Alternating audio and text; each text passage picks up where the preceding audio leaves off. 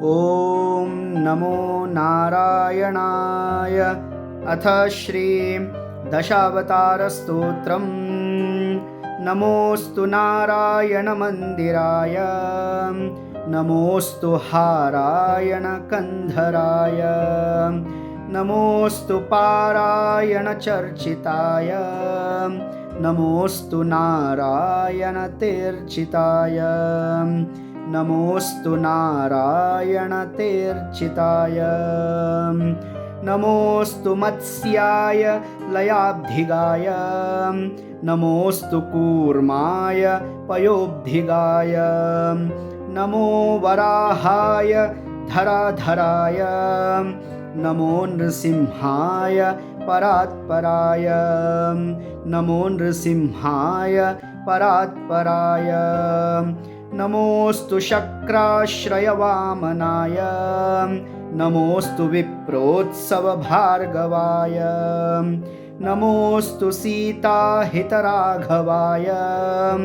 नमोऽस्तु पार्थस्तुतयादवाय, नमोऽस्तु पार्थस्तुतयादवाय, नमोऽस्तु बुद्धाय विमोहकाय, नमोऽस्तु ते कल्किपयोदिताय, नमोऽस्तु पूर्णामितसद्गुणाय, समस्तनाथाय हयाननाय, समस्तनाथाय हयाननाय, करस्थशङ्खोल्लस दक्षमाला प्रबोधमुद्राभयपुस्तकाय, नमोऽस्तु वक्त्रोद्गिरदागमाय, निरस्तहेयाय हयाननाय, निरस्तहेयाय हयाननाय, रमासमाकारचतुष्टयेन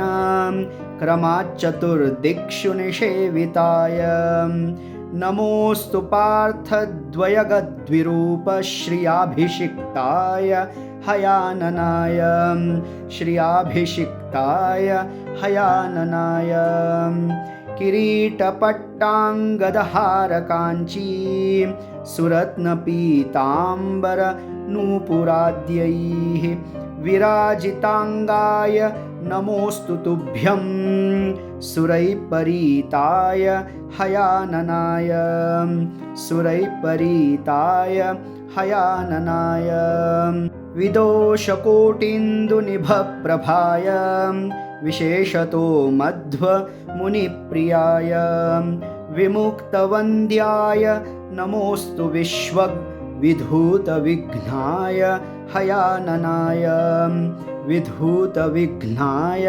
हयाननाय, नमोऽस्तु शिष्टेष्टदवादिराज कृताष्टकाभीष्टुतचेष्टिताय, दशावतारैस्त्रिदशार्थदाय, निशेषबिम्बस्थ हयाननाय, निशेषबिम्बस्थ हयाननाय, निशेषबिम्बस्थ हयाननाय।